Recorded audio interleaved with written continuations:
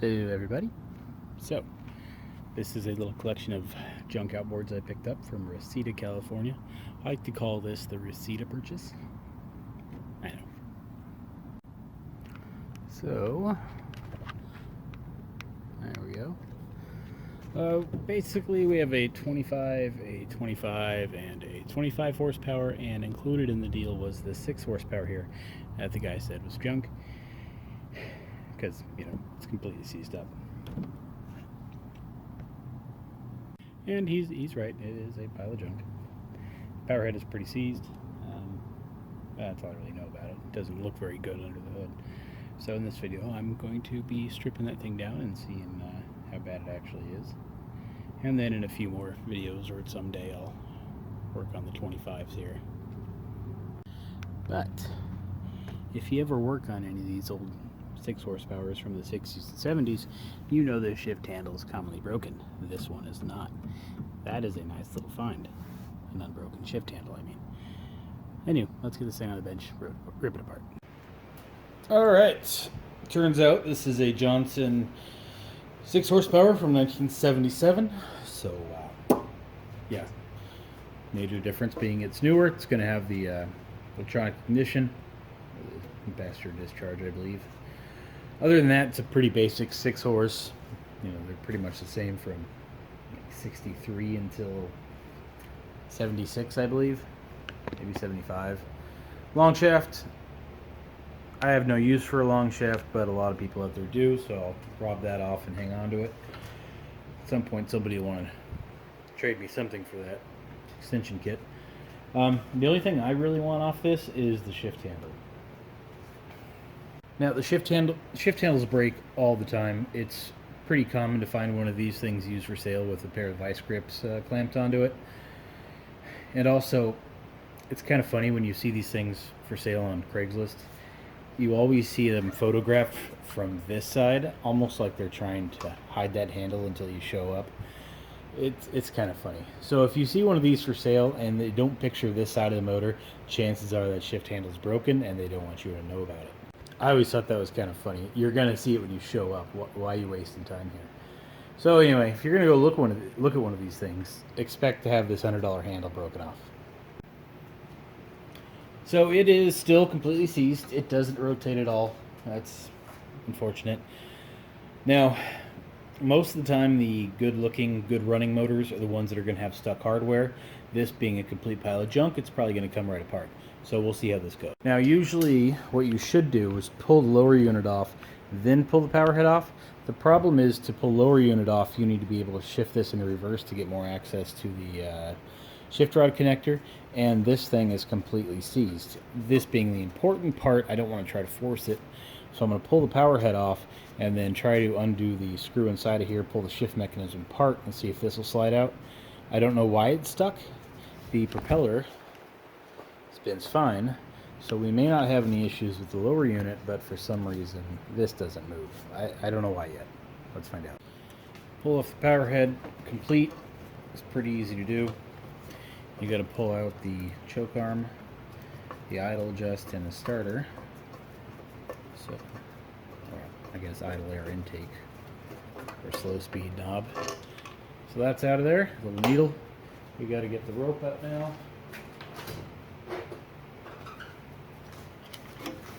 It's pretty easy to do if you just cut it. And the choke. Choke knob is usually held in with a little pin, and it's pretty hard to get back in there, and it's pretty small and easy to lose. This particular one is held in with a piece of baling wire here. Now, when I rig one of these choke knobs back on, I usually use a screw and a small little nut, or those self-locking nylon locking nuts. Makes it look a little less funky, a little less rigged. But if you have baling wire and don't feel like spending, another 80 cents on a stainless steel fastener, this works too.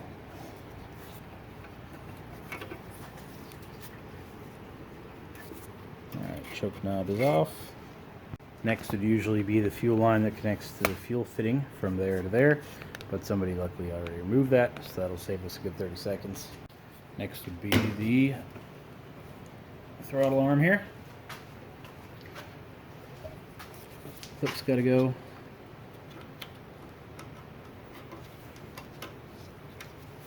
Throttle arm will come up. There's a little bushing inside of here too. And we can put this stuff back on so we don't lose it.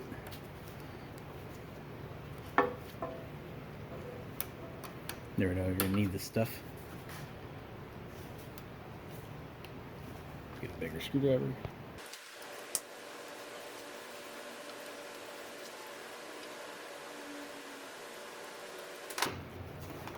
And this should slide up kind of now.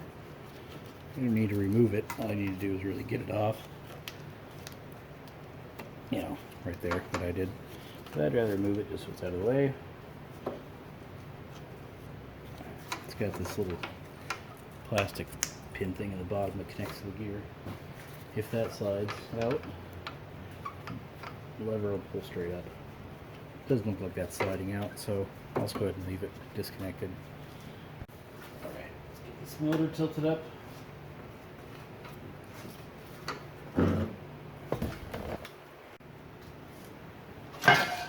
Now there's a special tool that is available that you can use to hold this motor up while you're working on it. Part number by that is 2X4. Here's what it looks like. Alright, I have a 5/16 1/4" on a little ratchet with a long extension that will reach into here and pull out the top, not top, but forward more screw. You can kind of see it right there. It's one of those on each side.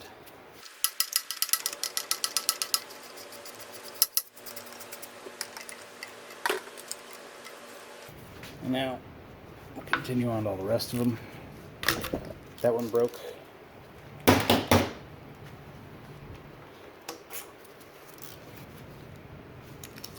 That one's pretty tight too.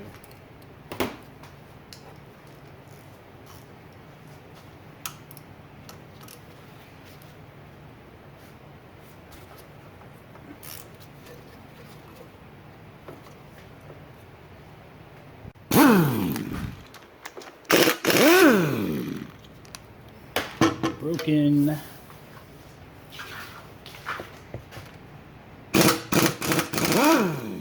Broken. What the heck is going on here?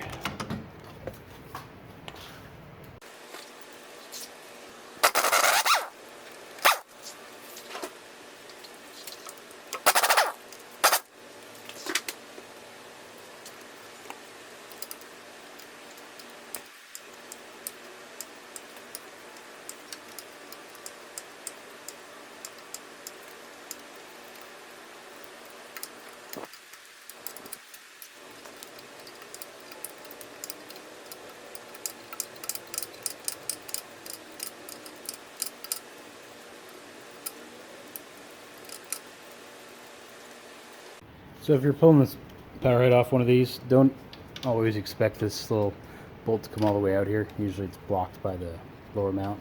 So just leave it in there loose. Actually, I forgot one thing. This has an overboard water indicator hose, which is long deteriorated, but it still connects to. A lot of them don't have that. They're older. Alright, with half the hardware broken, Powerhead may give us a little bit of struggle. I'm going to use the old tire spoon approach to pry it off. Reason being, the lower pan is already pretty dented and pretty bent and pretty damaged. Powerhead is seized, so there's not going to be any damage. Done doing this. So yellow. Well, it came right out anyway, so good.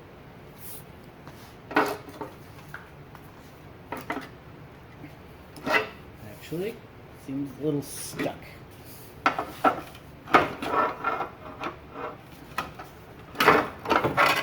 There we go.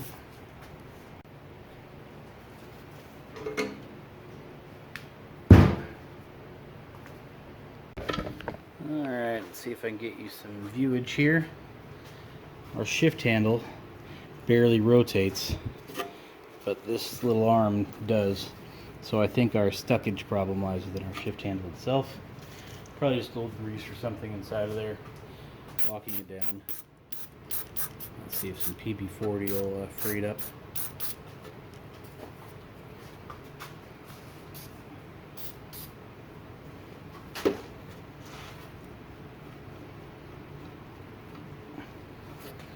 Let's try to pull that screw out.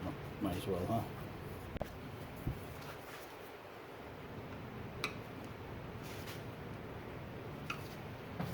Alright, screw's a little tight. Let's get this thing out of your way.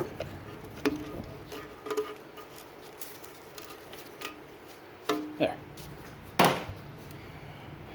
So the goal obviously here is to not break the screw, but that's a pretty common thing to do.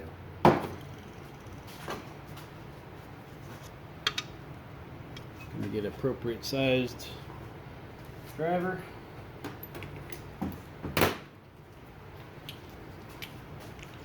Gonna use my ancient Egyptian tool here, which is this thing. It allows you to really push down here and get a lot of pressure while giving you some good torque to turn it. I find it works pretty well on doing this kind of thing. So that's what I'll be doing. Let's see how it works.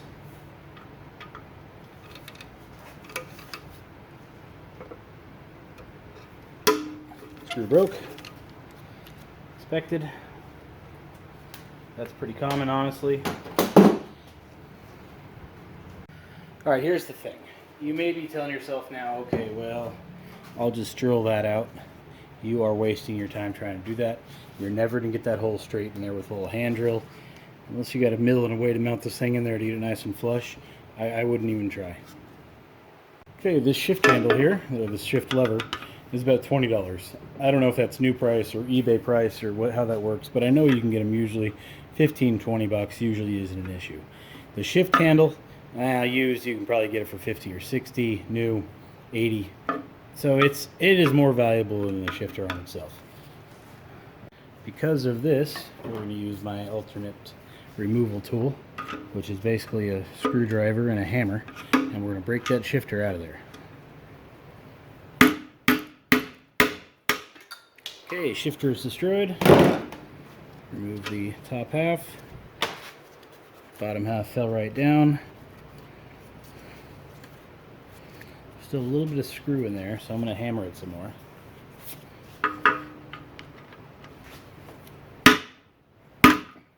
There we go. So now our shift handle can rotate just a little. So while rotating or wiggling, I'm going to spray more fluid into it. Hopefully that frees up any grease. And I'll just keep wiggling it back and forth until the shift handle comes out.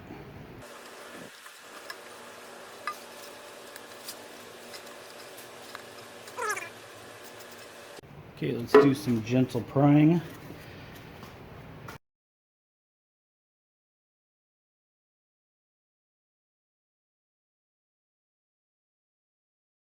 Alright, this handle isn't good.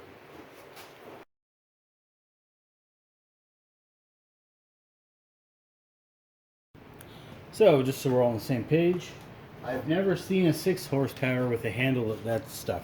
And by 6 I mean 5, 5.5, 6, 7.5, all the way back to the 50s.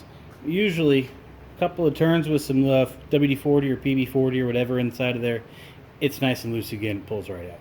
This one, a little difficult. But I want to save that shift handle, so I'm going to go a little more dramatic, removing it.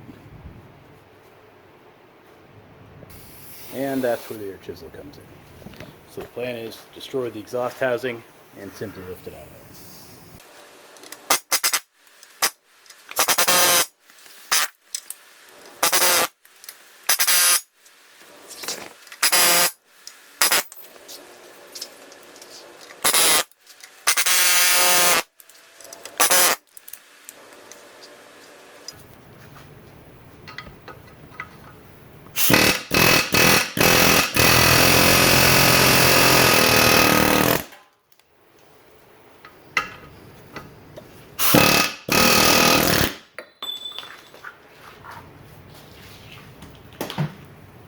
Well, that sucks. The vibrating of the thing vibrated the end off, so that's pretty unfortunate.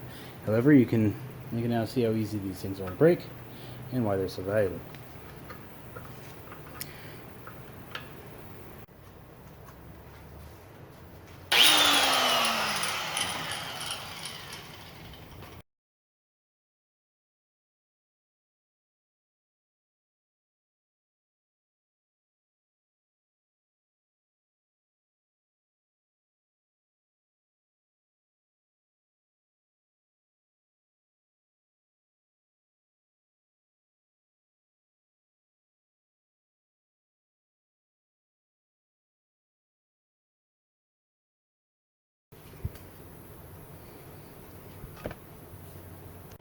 And that, my friends, is how not to remove a shift handle.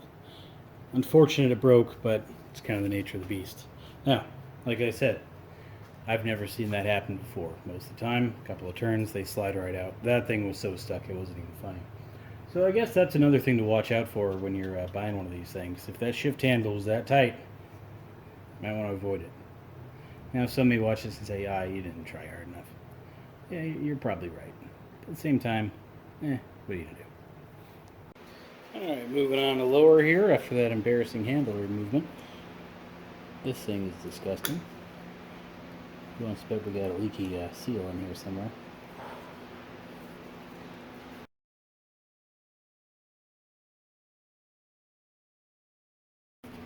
Alright. I already cracked all these screws loose to see if I was going to have any stuck ones. They all came right out.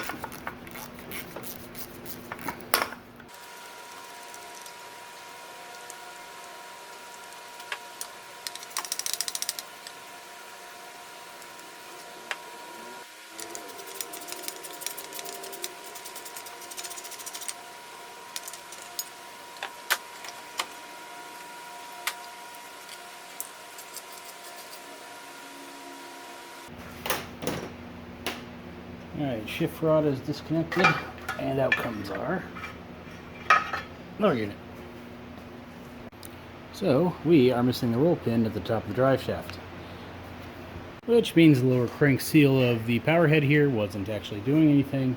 Can't see without that roll pin. Well, maybe that's one of the things that led to the demise of this thing.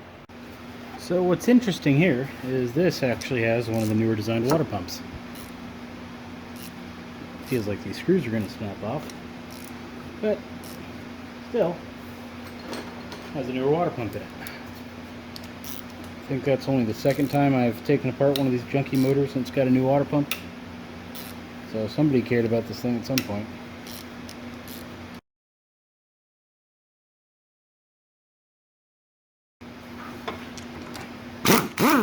That's better.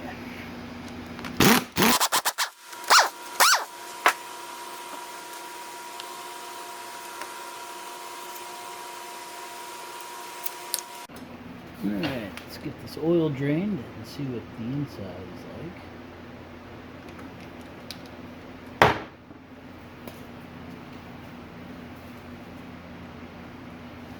It's going. There we go. So I'll let this sit for a couple hours and let the tar drain out of there. Alright, let's get this gear case open and see what we're dealing with.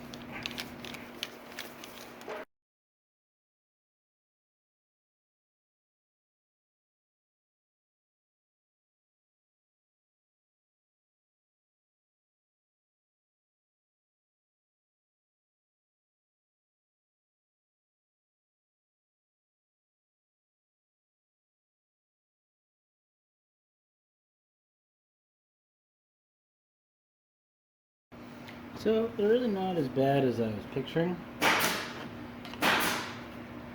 Imagining.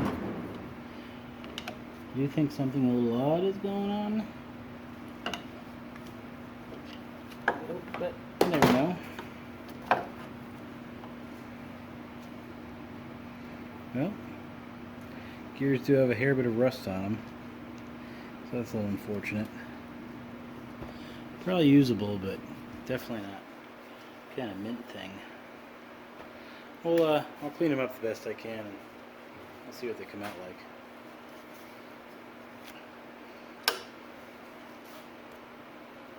Well, not much good from the exhaust housing or the lower unit so far, so Let's see if the power head has any salvageable parts.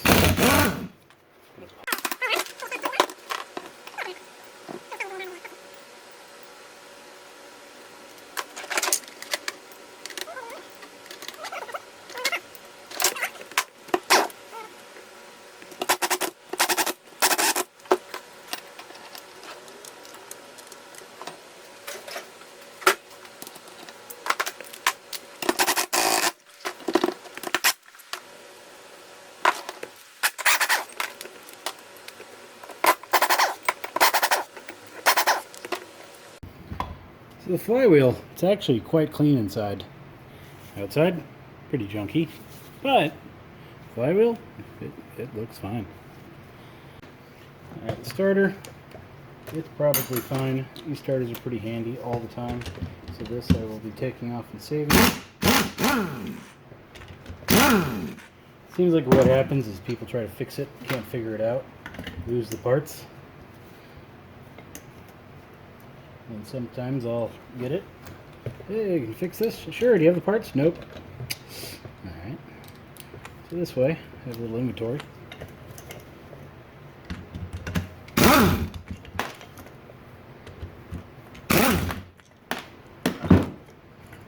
Alright. Bushing looks to be in pretty good condition, so does the bottom roller.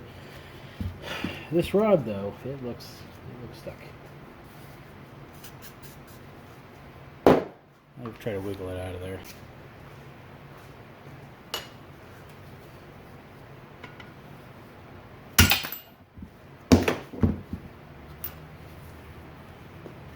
Alright, with the thing upside down the way it is, you can get a glimpse at the bottom cylinder here. It's full of rust, so I don't think we're going to give anything from the inside of this thing. But continue on. Ignition system, coil, and little trigger thing there. They look fine. Power pack is probably fine. Coils, they're probably fine. So naturally, I'm going to take those off. Those are good parts to have. Cut the zip tie.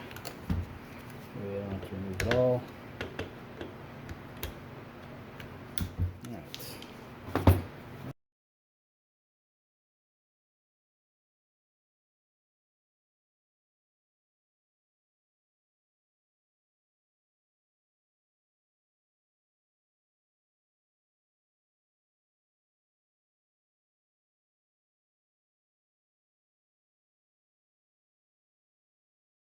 So all in all, not too bad. It looks pretty clean. This is probably fine. Now I could ohm it out, test it, make sure. I probably will, but that's for another time.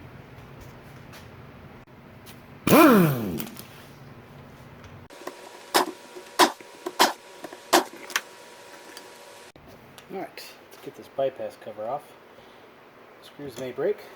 Let's see what happens there.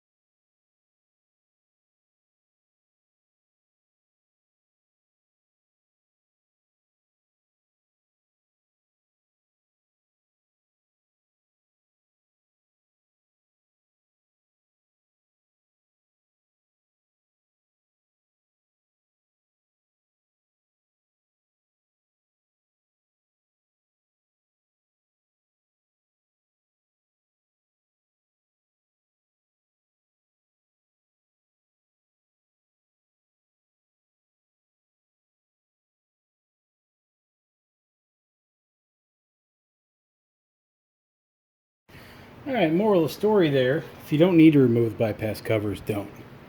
As you can see, our bottom cylinder, it's toast. Top though, it looks pretty good and shiny. Maybe I'll try to recover the top piston. But, yeah, I don't know. We'll see where this takes us. I might as well get the cylinder head off. The cylinder heads on the 77s are a little different from the prior years. Well, at least years that use a points, because this has the mounting for those coils on it.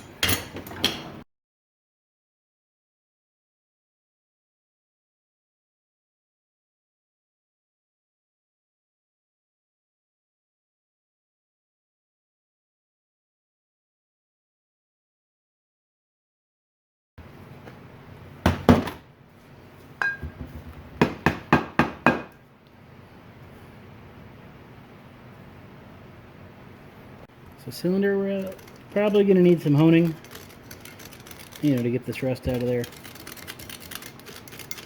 Kidding, of course. This thing's donezo.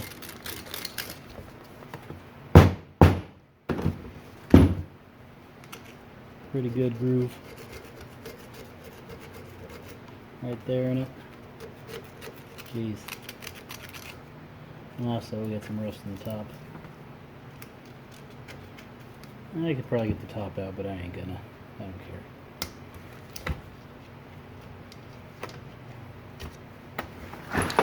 Alright, well, that's kind of all I wanted to know. Confirm the thing is junky. Might as well save the carburetor, huh? Doesn't look very good, but you never know.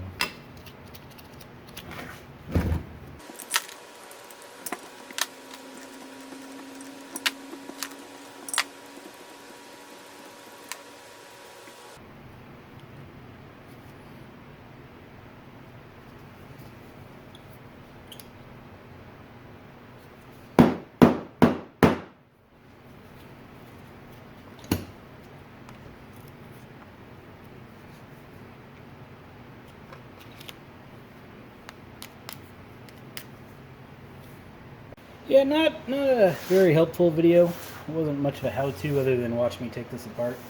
I got a lot of those, but I got a little inventory of parts now, so now when I actually go to fix one, I'll have the parts for them. And at least if you're taking yours apart or working on it or whatever you're doing, you'll have a better idea going into it, if you've never done it, what to expect. So yeah, hope you found it helpful, liked it, enjoyed watching, that kind of stuff. Tune in next time. Plan on working on one of the 25 horses, but we'll see how it goes. All right, everybody. See ya.